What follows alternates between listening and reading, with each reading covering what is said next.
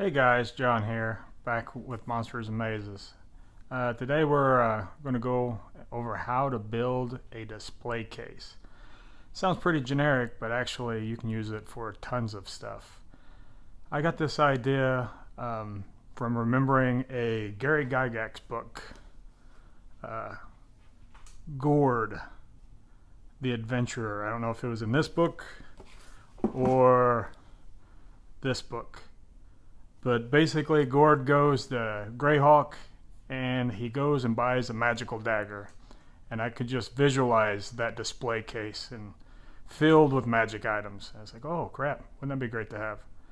And then it got me thinking, it's like you could use that for any generic item, like on page 149 of the Player's Handbook, swords, potions, anything like that, just the generic stuff, the non-magical stuff. And I thought, hey, I haven't really looked at the new 5th edition Dungeon Master's Manual too much. I thought, hey, surely it'd be like the old 2nd edition Dungeon Master Manual, and we'll have the cost of this stuff. So my guys, my campaign's in Greyhawk, and we're on the Wild Coast.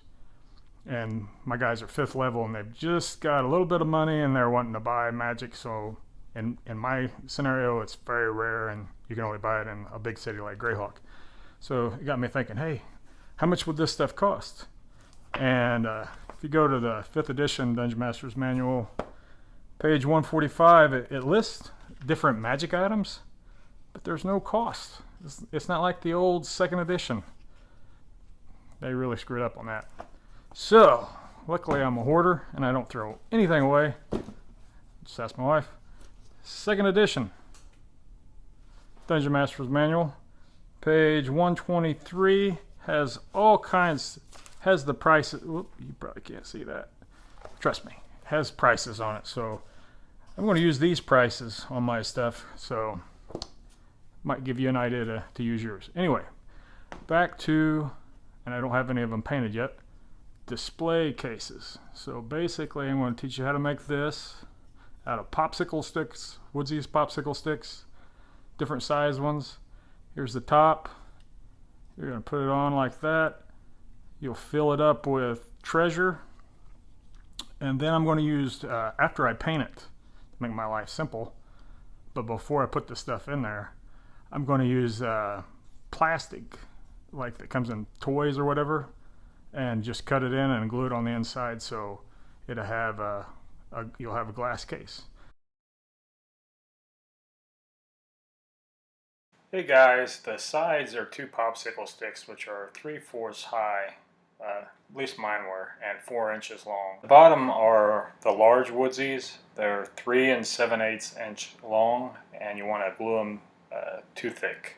That'll give you a good base. Next, you want to dry fit the pieces together to make sure everything is square.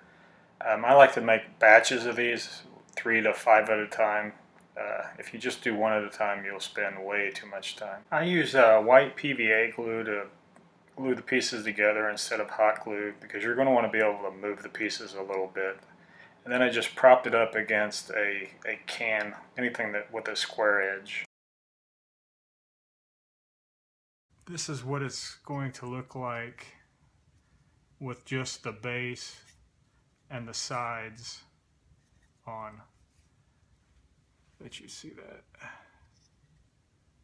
So the tricky part is these are just 2 popsicle sticks, and I grooved out a side here. So a side on one piece and another piece. Give you an idea. Here's one that's broke. That I broke one side. So you basically will measure the length that you want, notch it out, and cut it out. I used a little saw, which is invaluable to do this, to cut all the pieces, but you could do it with a razor blade. I actually sawed this little piece, like notched that little piece out right here, and then I just razor bladed the 2 ends together. Of course, I went a little bit further here. So this is about $5. I think I got mine at Hobby Lobby, but again, you don't have to do this. You don't have to have this. So you can kind of see that's two of these popsicle sticks together. This bottom, and these are just Woodsies. So get a big old box of Woodsies, use them for multiple projects. These, the base is these giant popsicle sticks. Now these are about these are 1 inch wide. So 1, 2, 3, 4, 5, 6, 7, about 7, 8 inches long, but you want the wide ones. The reason I went with 1 inch wide, because I had 3/4 inch, is by the time your little characters are looking in, you want them to be able to see the magic items. Now I'm going to use these skinny sticks, and this is what I'll be showing here in a minute. Basically just going to, so if this is the 1 inch, have it slightly overhang, and then cut them to length, and this will be the top, and I'm just going to glue the top on. You could make it to where you had a piece of paper or some ribbon and glue the inside to here and the inside to the top of here, and this would actually open. I thought about doing that and actually having it with removable, just putting on some chipboard or some little cardboard, so that way you could raise and lower your stuff. Like you could just have one case and it be magic weapons one time, book scrolls the other time, meats and stuff like that if you wanted it for a butcher another time. But I'm not going to do that. I'm going to make all mine permanent just because I like the pieces. So I want to be able to just throw it out there and not have to worry about interchanging it. But it'd be very easy, and this is very sturdy. Basically, it's just white PVA glue holding it together. I think the secret of making a strong base like this is having nice square cuts with the miter, and of course sanding it off a little bit with a little sander. It's doubling having 2 of these. So it's that thick at the bottom, which you can't really see, which gives it the glue a lot of surface area to tie in here, because the joints here are fairly weak. So after I glued this initially, I went ahead and ran glue all over it and just smeared it in with my finger to give it another layer of glue. So you want your base to be nice and strong, and these are nice and strong. I went ahead and made 5 of these. I'm going, like I said, this video is just going to be for generic magical weapons. I'm going to chop a head off of a miniature to get the helm, and I'll put it in there. I have some swords, some daggers. I may have a quiver of arrows. So I'm going to go through my junk bin and figure out what's going to go in there. But another one in the future is going to be for a necromancer, and kind of getting the idea from Halloweenville.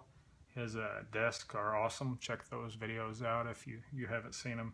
So I'm going to have a necromancer display. I'm going to have a wizard's display, clerical item display, and this one might just be whatever display. I haven't decided yet. So maybe another general magic item so they can have a big display case. But that's what this video is going to be about. Hey guys, I got the display tops finished. Before I glue anything to the base, I'm going to paint them. So that'll be part 2. So tomorrow I'm going to spray paint them black and then base coat them with burnt umber, and then I'll highlight them. Some of these have grooves on them.